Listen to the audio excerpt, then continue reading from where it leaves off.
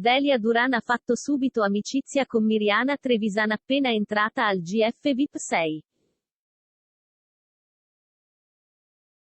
Già venerdì notte, poco dopo il suo ingresso nella casa, la modella venezuelana è entrata in confidenza con la showgirl e infatti le ha subito confidato che Alex Belli e Soleil Sorge avrebbero avuto più momenti di intimità nei 3 mesi passati insieme al reality show di Canale 5.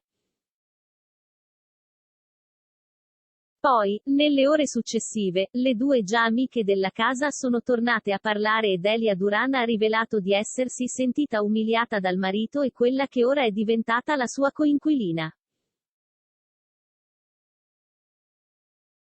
Non sono stata bene fuori. Io non sono come quella che mi hanno descritto e voglio raccontare chi sono. Ho il diritto di dire chi sono davvero, ha detto a Mirjana Trevisan, Delia Duran, il segreto delicato su Alex Belli.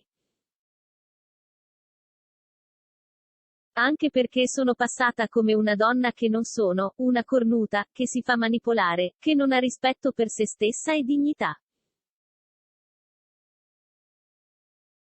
Basta, non è così, è sbagliato dipingermi così. Nell'amore ci sono alti e bassi e bisogna capire. Ci sono dei dubbi che vengono dal dolore e dal tradimento. Perché io sono stata tradita, ho subito un tradimento non soltanto fisico, ma verbale, ha aggiunto Delia Duran. Era in vena di confessioni perché poco dopo Delia Duran ha ammesso di avere un peso che porta da troppo tempo e che vorrebbe togliersi almeno con la sua nuova amica. Che però l'ha subito messa in guardia, attenta, vuoi chiedere a loro se puoi farlo senza microfono? Magari fallo poi in privato, se non vuoi farlo in modo pubblico non lo fare, ha spiegato Mirjana Trevisan alla nuova concorrente. Ma Delia Duran non si è fatta problemi, ho da dirti una cosa molto delicata. Tranquilla, te lo faccio capire.